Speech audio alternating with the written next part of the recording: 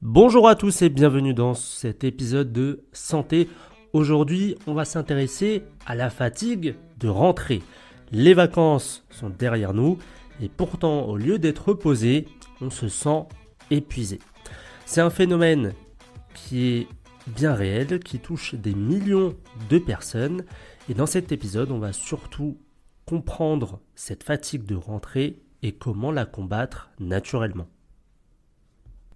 La fatigue de rentrée, c'est pas une maladie en soi, mais plutôt un état passager que l'on pourrait qualifier de syndrome saisonnier. Elle se manifeste généralement dans les semaines qui suivent la fin des vacances d'été, souvent en septembre et parfois jusqu'en octobre. Cette fatigue, elle correspond à une période de réadaptation du corps et de l'esprit.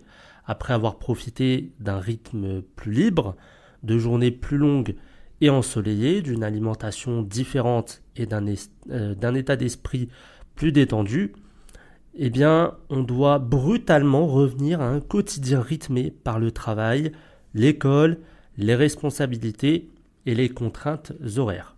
En naturopathie, on pourrait dire que cette période traduit une perte temporaire d'énergie vitale. Le corps dépense beaucoup d'énergie pour retrouver un nouvel équilibre face au changement de rythme, de lumière, d'alimentation et d'exigences psychologiques. Ce phénomène, il touche à la fois le système nerveux qui doit gérer la reprise du stress et de la discipline, le système immunitaire qui s'affaiblit souvent à l'approche de l'automne et l'équilibre hormonal qui est influencé par la baisse de lumière et de vitamine D. Alors, en France, il y a plusieurs études et sondages qui confirment l'ampleur de ce phénomène. Selon un sondage IFOP de 2023, il y a près de 63% des Français qui déclarent se sentir particulièrement fatigués dès septembre, parfois même dès la première semaine de reprise. Il y a plus d'un Français sur trois qui estime que cette fatigue impacte directement son efficacité au travail, son humeur et ses relations sociales. Il y a aussi les médecins généralistes qui notent une augmentation des consultations pour fatigue, anxiété et aussi troubles du sommeil à cette période de l'année. À l'échelle mondiale, le constat il est similaire.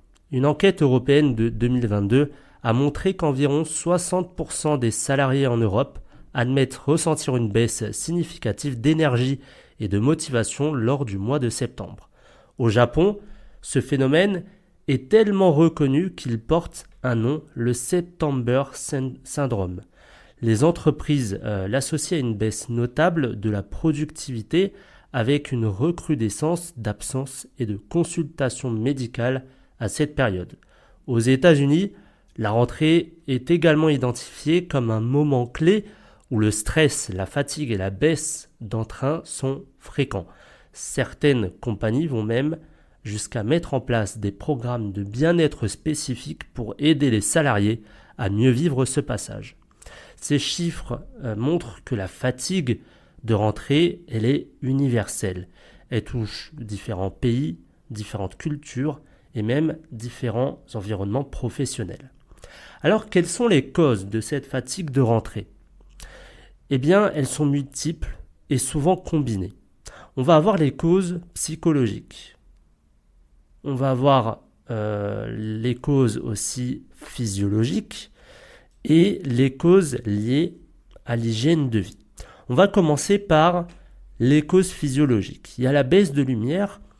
En septembre, les jours y raccourcissent. La lumière influence directement la production de deux hormones clés, la mélatonine, qui est l'hormone du sommeil qui peut être dérégulée, et la sérotonine, qui est l'hormone du bien-être, qui diminue elle aussi et qui entraîne une sensation de baisse de morale.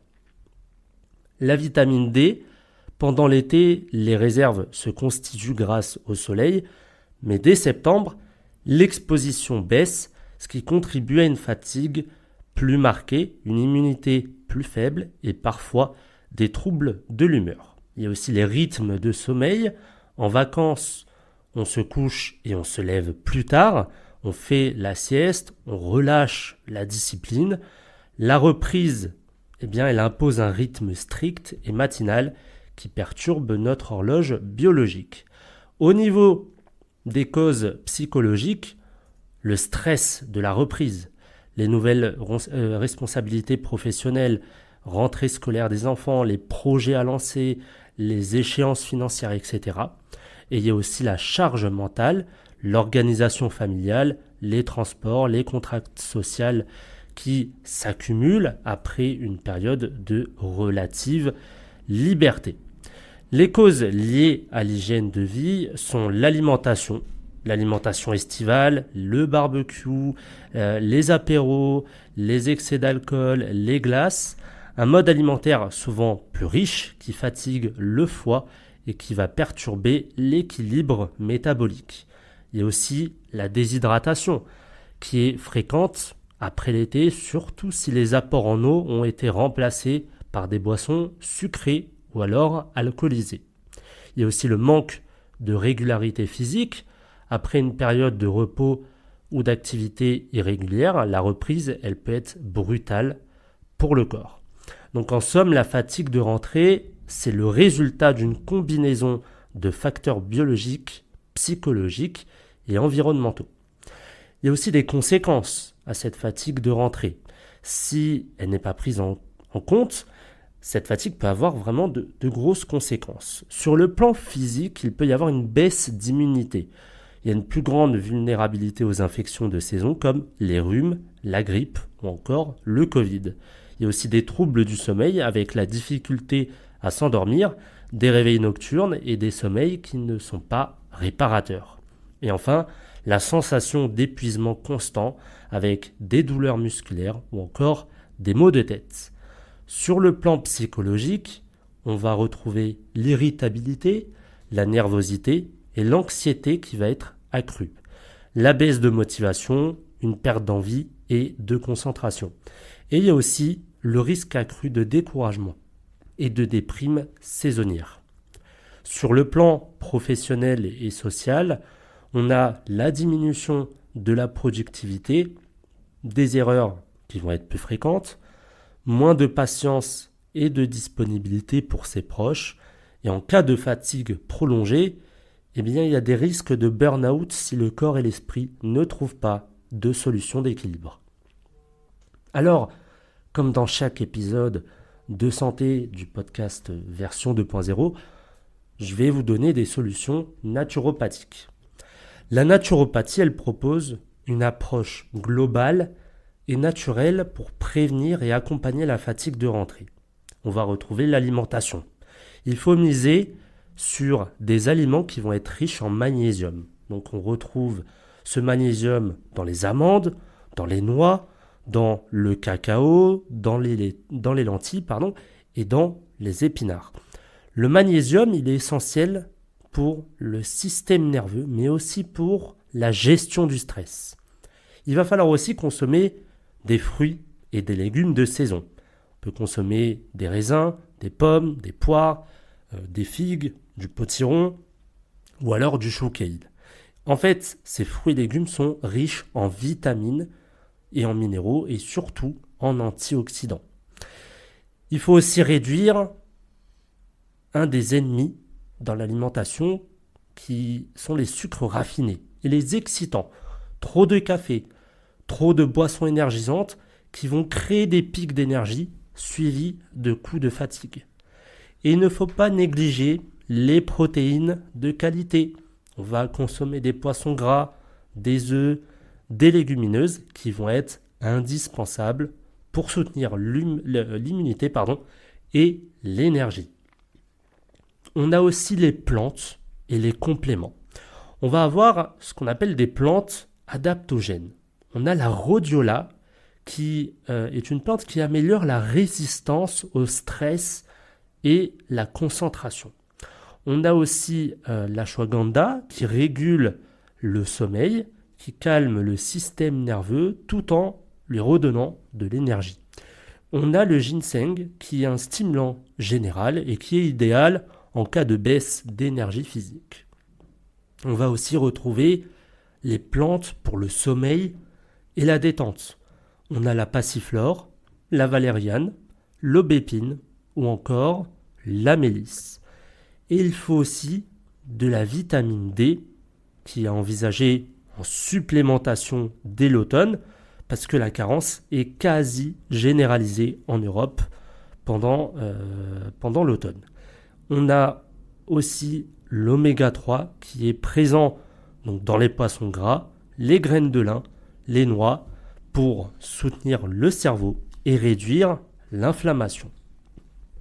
Au niveau de l'hygiène de vie, il faut bien évidemment avoir un bon sommeil. Il faut instaurer une routine régulière, se coucher et se lever à heure fixe, limiter les écrans avant le coucher. Il faut aussi une bonne exposition à la lumière, marcher 20 à 30 minutes le matin à la lumière naturelle pour réguler votre horloge biologique.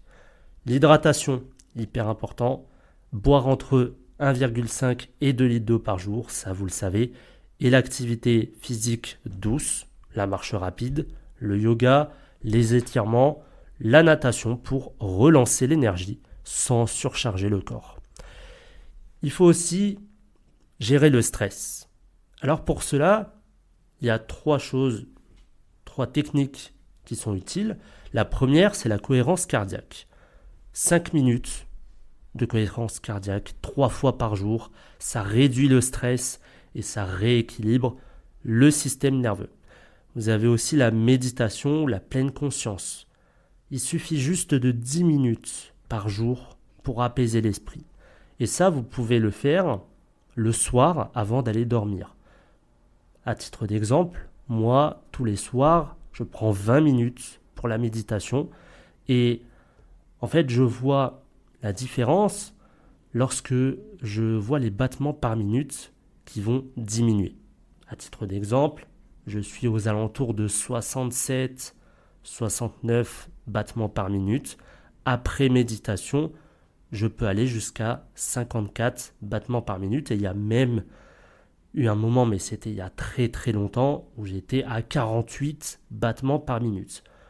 Ça ne révèle pas d'une maladie, ça ne révèle pas d'un problème cardiaque. C'est juste que la méditation apaise réellement votre corps. Et si l'esprit est apaisé, votre corps va s'apaiser. Et la dernière technique pour la gestion du stress, c'est des bains. Des bains relaxants avec quelques gouttes d'huile essentielle, par exemple la lavande, l'orange douce ou alors le petit grain bigaradier. Donc la fatigue de rentrée, c'est un phénomène qui est normal, qui est lié à l'adaptation de votre organisme à un nouveau rythme de vie. Elle ne doit pas être banalisée pour autant, parce que si on la néglige, elle peut entraîner des conséquences sur la santé physique, mais aussi la santé mentale et émotionnelle. Et grâce à des solutions naturelles, alimentation équilibrée, soutien par les plantes, routine de sommeil, activité physique douce et gestion du stress, eh bien, il est possible non seulement de surmonter cette période, mais aussi de la transformer en opportunité de renouveau.